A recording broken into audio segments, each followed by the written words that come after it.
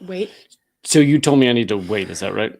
Yes. Okay, so I Because wait. every time I edit the audio, it's everyone to common censored. So I start every show by going,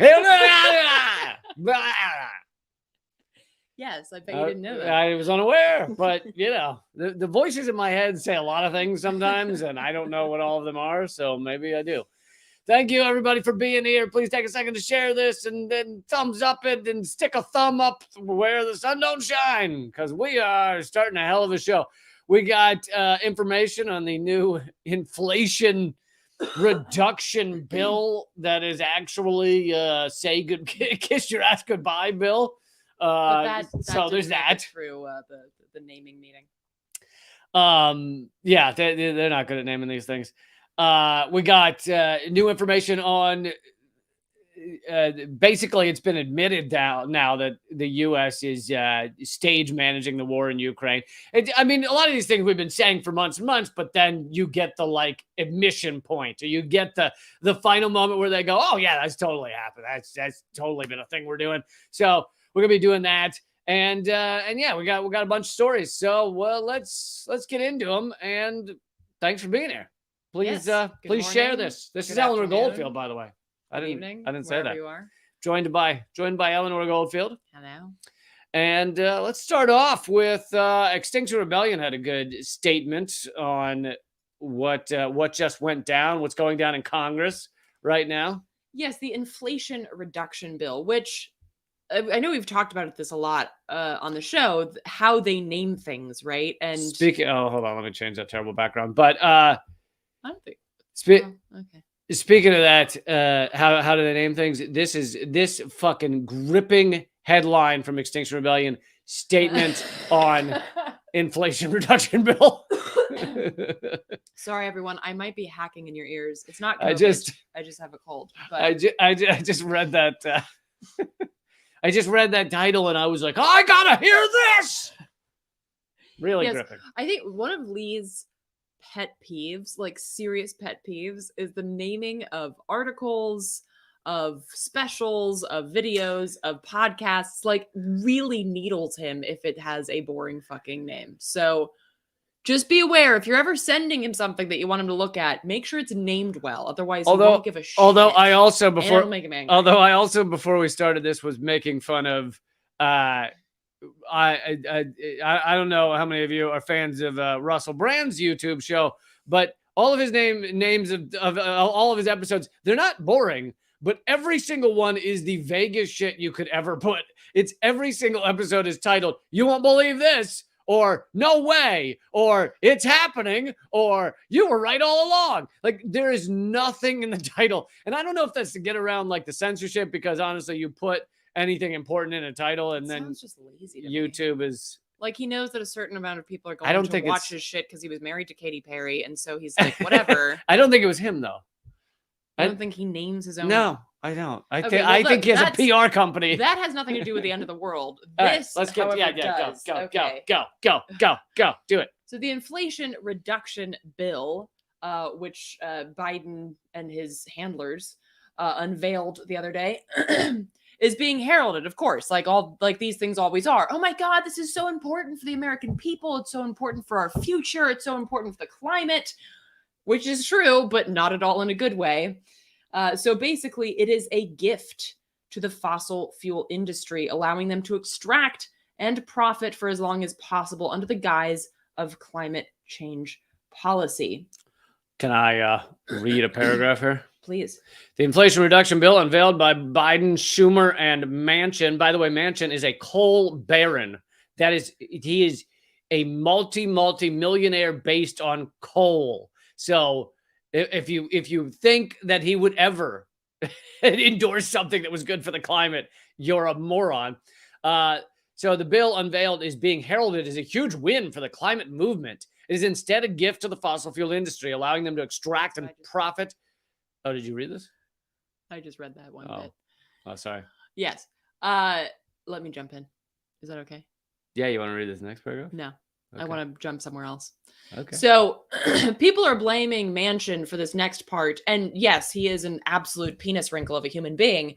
However, you can't just blame Manchin for the crumbling of this, because our entire, like what we learn in school, right, kids, is that our entire system is supposed to ensure that one person cannot rule over the entire government, because that's like a monarchy or an empire, which we're definitely not, right? It's not. It's a totalitarian regime, and so blaming one person wouldn't really work, right? You would have some way to be able to shut this person down and say you can't stand in the way of what the majority wants, right? Well, that's what they're trying to say, is that, oh, it's all Manchin's fault, but it's not. The Democrats want this kind of shit. It's just that it's really, really convenient to have someone like Manchin to dump this all on.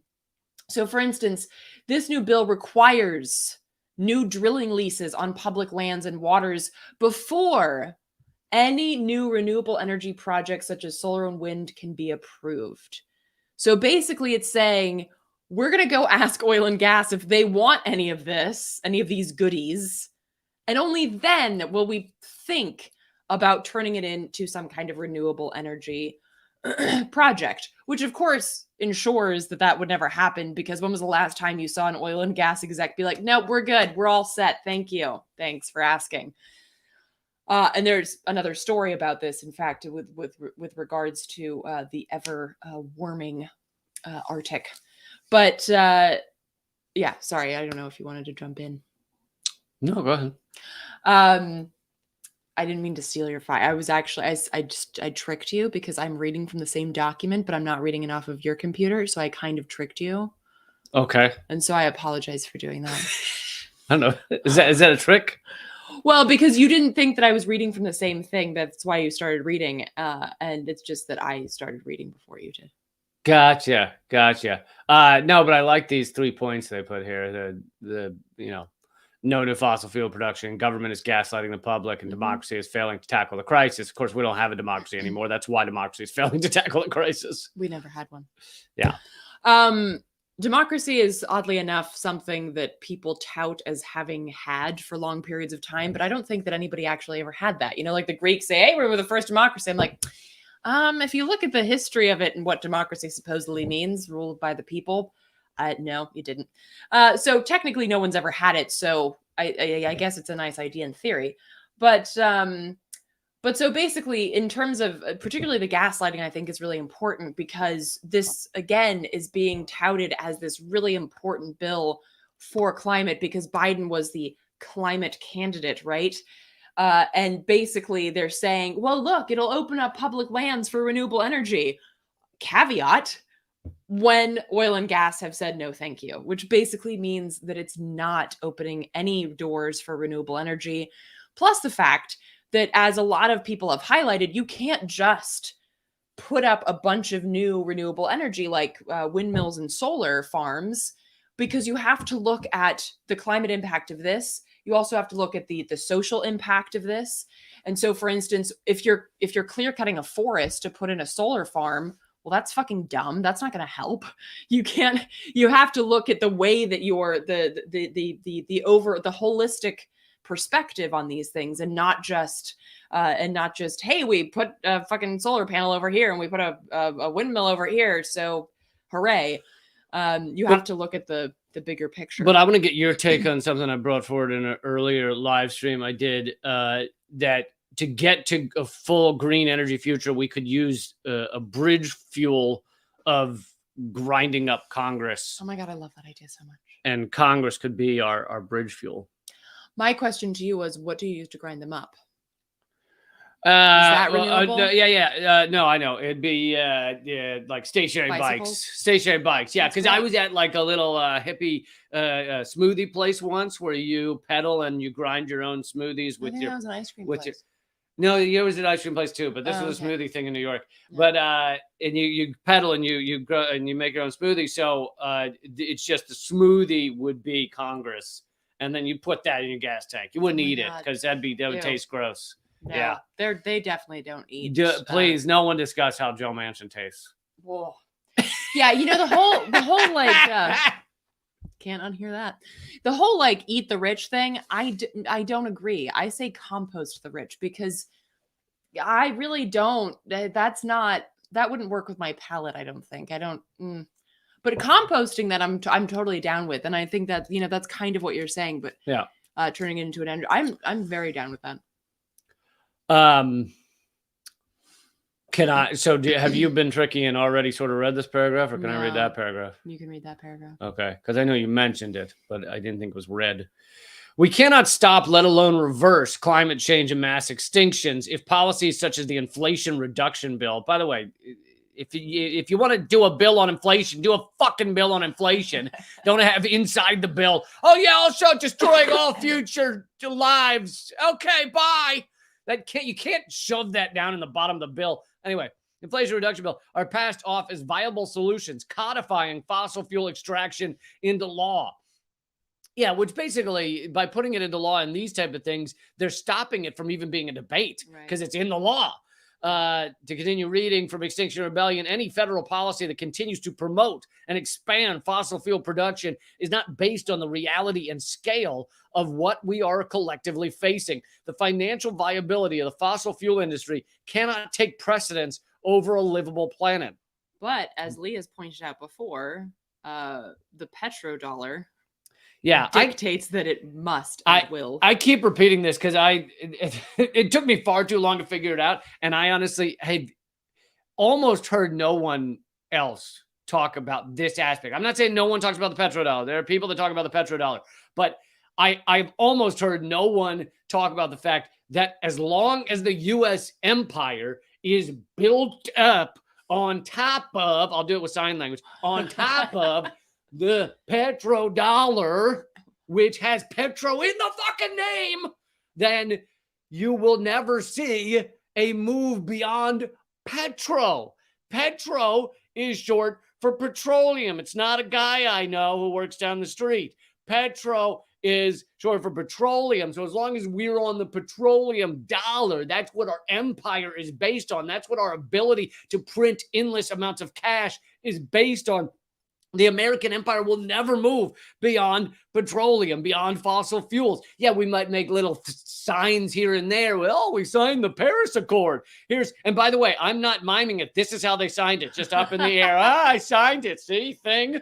No, it did nothing. It fucking didn't matter. And they flipped out when Trump pulled out of it. You weren't fucking doing it anyway. What was being done? It was all like discretionary. It was like Trump pulling out of a game of the floor is lava. There was nothing there to begin with.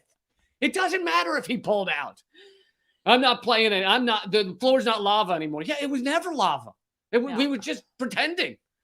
What did he pull out of? Anyway, that being said, you may see them do little things that make it sound like they care about climate change. They're not doing shit. And until we're off the petrodollar, nothing. Amen. Actually, there's another story that is specifically tied to this and your point. If you want to go to that one, I don't know. Is that which story? The grist? Yeah, we'll do. You can start. No, you can just start. Because on the podcast, this won't make any sense and it'll just sound weird. I'm going to edit the podcast audio anyway. Do you cut that shit out? I don't. See? So I don't. Because you know what? I want people to have this experience. That doesn't make sense. This raw and rugged and real experience. I am also lazy and don't have enough time in my fucking day to do this stuff. But I want people to have that experience. I have no problem with you not cutting that stuff out. My point was perhaps we shouldn't purposefully put it in there. That's what she said. Okay. Oh God. I have no problem with you cutting that thing off, but let's not purposely put it in there. Hey, it's the weekend. Have fun, kids. Okay, so this is another Biden administration snafu. It's a ConocoPhillips, an oil company, an oil and gas company, has been working really hard to explore. Didn't we talk about this before? Explore Alaska for oil. I mean, It sounds like Oh, yeah, an it's Indiana euphemism. Jones type Yeah. thing. Where like, Yeah. dun, dun, dun, dun, dun, Yeah, it's a bunch of dun. guys with those hats, and they have a whip, and they're just running through Alaska, just like, oh, they got binoculars some of the time. Yeah, that's totally what it is. Yeah. As opposed to decimate, as opposed to rape the ecosystem and landscape and future of this area. It'd be like if someone burned down your house to see if you had anything buried under it, and he was exploring the land. Right. I'm just exploring. Exploring to see what was there. So I'm just a prospector, see? So the first problem is that this area of Alaska's North Slope is called the National Petroleum Reserve. That's the name of the area. A 23 million acre stretch of government managed land, which we just recently discussed what happens with government managed land, right? Public land has to be offered up to oil and gas explorers before there's any talk of renewable energy. Or I don't know, leaving it the fuck alone, maybe? Maybe that would be an option. I'd bid on that. This so-called Willow Project, which that sounds delightful, which is because that was such an enjoyable movie with I know. Val Kilmer and the Great Little Person actor. I don't remember. That's the term. So this would allow for construction of up to 250 wells. Billy Barty, maybe? Are you done? Okay. 250 wells. And if anybody's ever seen an oil well, you know it's fucking massive. Well is a euphemism as well, because it's not good. Yes. It's not well. It's the opposite. Sick. It's an oil sick. That's very true. Oil sick, oil slick. Ah. And it is called an oil derrick, and most derricks are assholes, so at least that's more accurate. That's true. I had a drummer named Derek once. He was an asshole. Yeah, there you go. It's an oil chad. Yeah, fuck him. Fuck him and his oil chads. These are just all very white names, like very like white popped collar and khakis, you know? Anyway, so 250 wells, 2 airstrips, as well as a network of gravel roads, pipelines, and a new central processing facility in an ecologically sensitive corner of the Arctic. I'd just like to point out that every corner of the Arctic is ecologically fucking sensitive. Just like, I don't know, every ecosystem is ecologically fucking sensitive to oil exploration. Sensitive, yeah. So this is basically what's at stake right now. The Biden administration is moving forward with this, despite the fact that that many people have pushed to have more time to look at this information, including sorry, I don't know if I'm going to say this correctly. Teshekpuk, the Teshekpuk Lake, which is the largest body of water in Arctic Alaska, and important calving grounds for the caribou herd that's there. So the people who manage that area have pushed for more time to understand and comment and combat the findings of an EIS, which is an environmental impact statement, which all of these companies have to do an EIS. But as somebody who's been working in the climate movement for quite some time, I can tell you that the vast majority of EISs are fucking bullshit. And they say like, oh, well, you know, we're crossing 700 bodies of water, but a couple of fish might die. And that's about it. And we've talked to the experts, and those would be small fish. They're actually the fish that you wouldn't like those fish. They'll nip at people's heels. They hate babies. They tend to nip at babies when they're in the water. So yeah, we're just killing the fish, the baby hating fish. No, but yeah, and it's funny because when a lot of times the courts will stop some of these things, or a few times the courts have stopped these things because they didn't do any economic assessment, which is like even these shitty economic assessments they try and avoid doing anything. Environmental assessments. Yes. Sorry, I said economic, environmental. The economic assessments are stunning. Yeah. I have to tell you. At least for the 3 years until we're all on fire. Right. And only Then for, economy goes down. only a bit. for like 100 people. Yeah.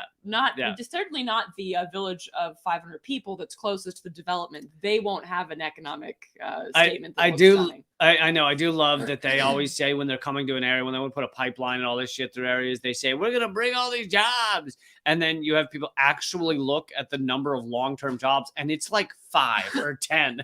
Like once the pipelines are in, everything's running, they've already drilled the wells. The number of long-term jobs in these places is like 10.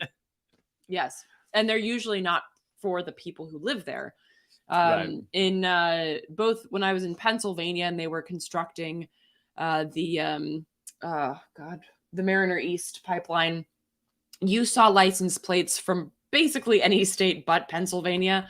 When I was in Louisiana and they were constructing the Bayou Bridge pipeline, you had Texas, you had Georgia, Alabama, you even had places like New Mexico, like not at all close to Louisiana, but I did not see one Louisiana license plate. So much for local jobs. Right.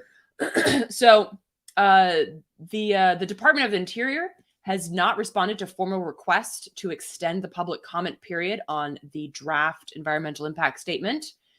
The House Committee on Natural Resources even tried to get in touch with the Department of the Interior and have basically been ghosted by them. And that's a House Committee on Natural Resources. Did you have any idea how little a fuck the House gives about, like, I mean, obviously, how just tiny the fuck that the House gives. It is like a cricket fucking a craisin. That is the size of the fuck the House gives. This article, Grist, also mentions that the Inflation Reduction Act also complicates matters because, as we've just stated, it demands that these lands be opened to oil and gas before any kind of renewable energy, or, as I suggested, leaving it the fuck alone. The Center for American Progress has called this project a, quote, disaster for the climate that would lock in approximately 260 million metric tons of CO2 over its 30-year lifetime. So that's a lot. 260 million metric tons of CO2 at a time in which there's still right now, there's several places in New York I just saw recently that have cooling stations because people who are outside might not be able to make it from their front door to the fucking sidewalk without collapsing from a heat stroke. Cooling. I love the idea of cooling stations. We're going to set your future on fire, but we're going to put up a little shed with a spritzer, okay? So you will get spritzed as you walk into hell's anus, as you fucking walk into the fiery fucking dredges of hell.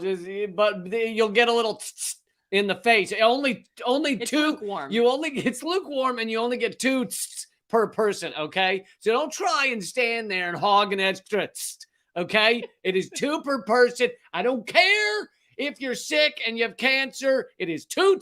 That is it.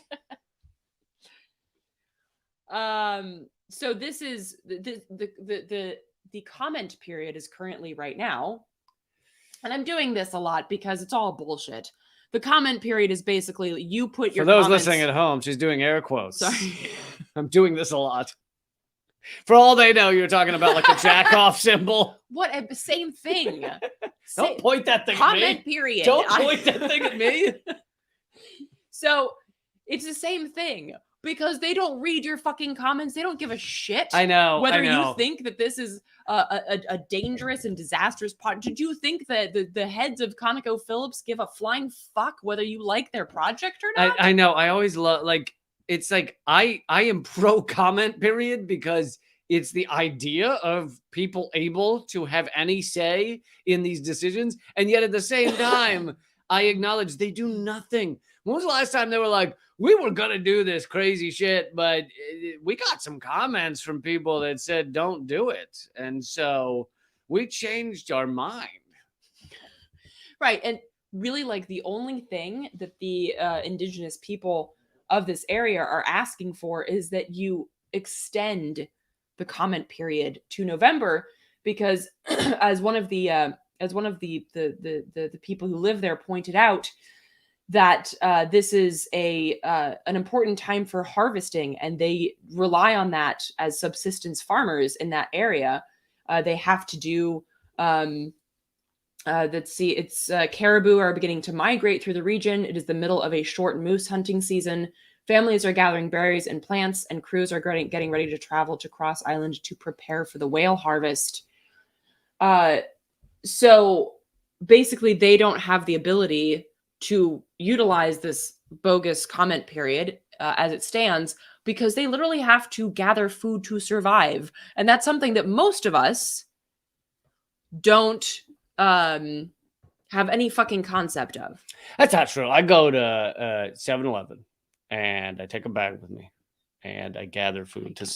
You forage. I forage. forage at 7-Eleven for various types of berry flavored Jolly Ranchers and various tea leaf monster drinks and a couple of taquitos. Which contains no tea. Yeah, a couple of taquitos that are filled with a mystery meat that contains no meat, and that's how I survive. So, yeah. And you got to go in when the harvesting is good. Yes, I agree. What do you feel those hours are? Kind of like 2 a.m. Oh yeah, no. Peak harvest is actually it's early morning because the supply trucks have come in. So peak harvest, you can get a solid 7-8 taquitos at like 7 a.m. But you get into like the 10-12 range, and the only taquitos left are the ones that saw the Reagan presidency. So. Oh God. Oh. Well, okay. So yes. So they, as this woman said, quote, either we go out during this time to try to attempt our harvest, or we make a choice to miss out on the harvest and respond to this document. You can't be online when you're out harvesting, end quote. So yeah, either survive or send a comment to ConocoPhillips. So the only thing that this fucking indigenous community is asking for is that you extend the comment period. And the Department of the Interior, which, by the way, is run by an indigenous woman, has completely ghosted them. And so as of right now, the comment period will end August 29th, and the decision will be granted soon after. Whereas if they're granted an extension, the comment period would end in November, and the decision would be pushed to next year, giving more time to, bolster some kind of resistance. Right. I think it probably has more to do with the resistance than the comment. Oh, of course. Yeah. Of course. But I wanted to put this out there for several reasons, but also because I think it would be really a shame if people latched on to this story and maybe started organizing around it and, threw a wrench into ConocoPhillips' plans. I think that would be a shame. So I just wanted to highlight that because I feel bad for ConocoPhillips, just in case people were to start organizing and try to stop this project. I think that would be terrible. Just in case some people covered in blood were to chain themselves to the offices of the folks doing this shit, that would be a terrible thing. I hope that doesn't happen. Yeah, I hope nobody fucks with equipment that would potentially go up there and drill in this incredibly fragile ecosystem. I think that would be awful if people tampered with equipment like that. That's critical. Don't ever do That's that. critical infrastructure you're talking. Yeah, about. Don't ever do that. That's awful. So we're about to talk about how and I know we're coming back to it. I'm leaving the subject and we're coming back to the subject, but that it's just gonna how it's gonna work today. But in a minute, we're going to talk about how a Ukrainian top official has now revealed the U.S. involvement in the proxy war in a way that had not been revealed before. So this is a new level of, this is a fucking proxy war in Ukraine between the United States and Russia. The United States largely keeps denying that, even though it is fucking obvious. And so this is a new level of admission that I'm about to get into. We're going to do that at rumble.com/Lee Camp. So for those of you watching at rumble.com, it stays exactly the same. By the way, it's free to watch over there. There is no charge. Rumble.com/LEECAMP. And just go over there, click the top video, which is titled Inflation Reduction Bill is a giveaway to fossil fuels. Click on that and you can keep watching for free. The other streams will cut off in just a second. They will stop like you sneezed while you were peeing. By the way, I said that once, and I had someone in the comment section say it stops when you sneeze. Well, clearly they've never sneezed while pissing. They're missing out. Rumble.com/Lee Camp.